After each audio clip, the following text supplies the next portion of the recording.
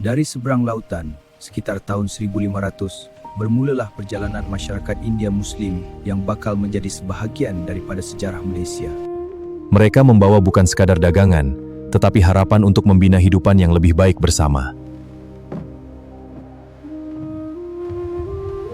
Di hadapan mereka terbentang sebuah tanah yang akhirnya menjadi tempat memulakan kehidupan baharu bersama.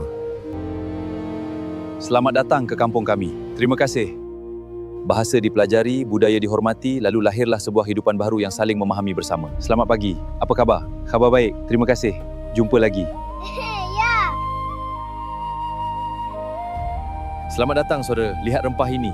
Baik, terima kasih. Wang ini untuk awak. Kejujuran membuka pintu persahabatan menjadi sebuah masyarakat yang saling mempercayai. Alat ini penting untuk kita. Betul, mari kita baiki. Di bumi baharu ini, keluarga dibina, nilai diwarisi dan harapan terus berkembang merentasi generasi bersama. Masyarakat berkembang apabila ilmu, kerjasama dan kepercayaan dikongsi tanpa mengira latar belakang bersama. Baik, angkat perlahan-lahan. Dia bercatu dua, angkat. Bagus, sekarang ikat di sini. Mereka terus menyumbang dalam pelbagai bidang bersama membina Malaysia yang lebih maju untuk semua rakyat. Setiap projek ini memberi manfaat kepada masyarakat. Ilmu hari ini membentuk pemimpin masa hadapan.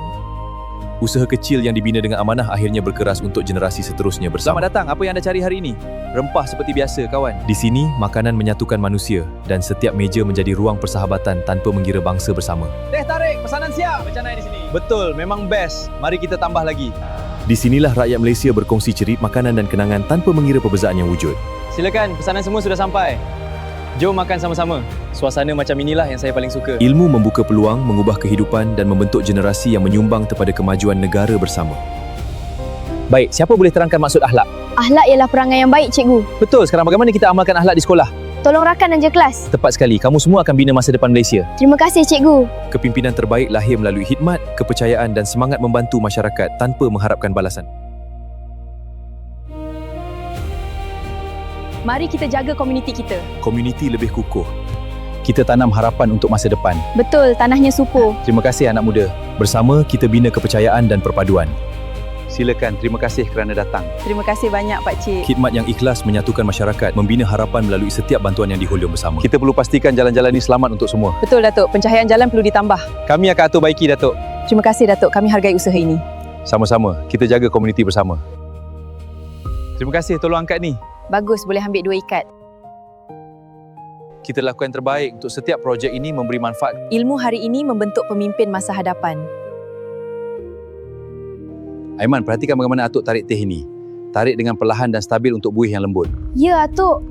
Bagus, sekarang cuba awak tarik. Warisan kita, Aiman.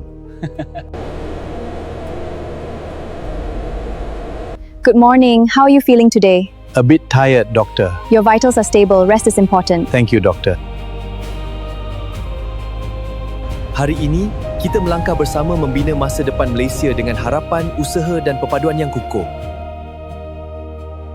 Perjalanan mereka kini menjadi sebahagian daripada kisah Malaysia, diwarisi bersama oleh seluruh generasi akan datang. Dan kami akan meneruskan legasi ini.